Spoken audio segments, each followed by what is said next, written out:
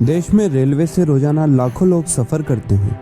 यात्रा का सस्ता साधन होने के कारण इसमें यात्रियों की भीड़ भी ज़्यादा रहती है। कई बार तो ट्रेन का जनरल डिब्बा इतना भरा होता है कि उसमें पैर रखने तक की जगह नहीं होती है। इससे यात्रियों को बड़ी दिक्कत होती है।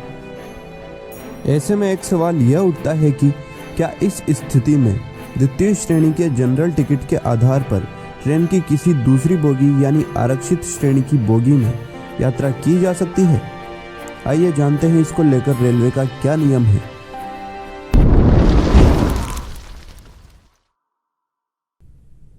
अगर आपके साथ भी ऐसी परिस्थिति बनती है कि आपके पास टिकट जनरल का हो और जनरल बोगी में पैर रखने की भी जगह ना हो, तो आप दूसरी बोगी में चढ़कर भी सफ़र कर सकते हैं। लेकिन इसकी कुछ शर्तें भी हैं जिन्हें जानना बेहद जरूरी है। रेल अधिनियम 1989 के तहत द्वितीय श्रेणी के ट्रेन टिकट की वैलिडिटी निश्चित होती है।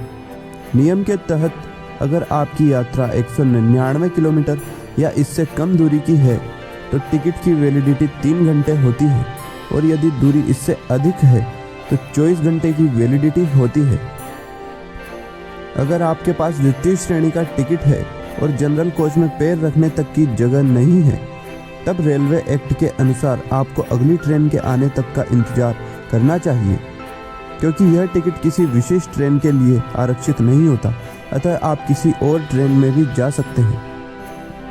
अगर टिकट की वैलिडिटी लिमिट के भीतर किसी दूसरी ट्रेन का कोई विकल्प नहीं हो, तब आप स्लीपर क्लास में यात्रा कर सकते हैं, लेकिन यहाँ आपको किसी भी खाली सीट पर बैठने का अधिकार नहीं होता है।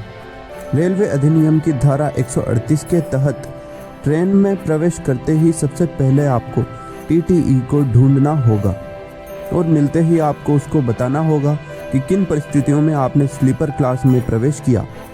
अगर कोई खाली सीट हुई तो टीटीई आपको दोनों श्रेणियों की यात्रा की टिकट का अंतर लेकर स्लीपर क्लास का टिकट बना देगा। अगर कोई सीट खाली नहीं है तो अगले स्टेशन तक यात्रा करने की अनुमति दे देगा। इसके बाद भी अगर आप स्लीपर क्लास के बाहर नहीं जाते हैं तो 250 रुपये का जुर्माना अदा करके आप अपनी यात्रा जारी रख सकते हैं। अगर आपके पास 250 रुपये नहीं है तो टीटीई आपका चालान बना देगा, जिसे आप बाद में न्यायालय में जमा करा सकते हैं। गौरतलब है कि जब तक जनरल कोच में आपके जाने की गुंजाइश नहीं होती, तब तक आपको कोई धक्के मारकर ट्रेन से नीचे नहीं उतार सकता, और जुर्माना न दे पाने की स्थिति में भी कोई आपका सामान भी जब्त नहीं कर सकता।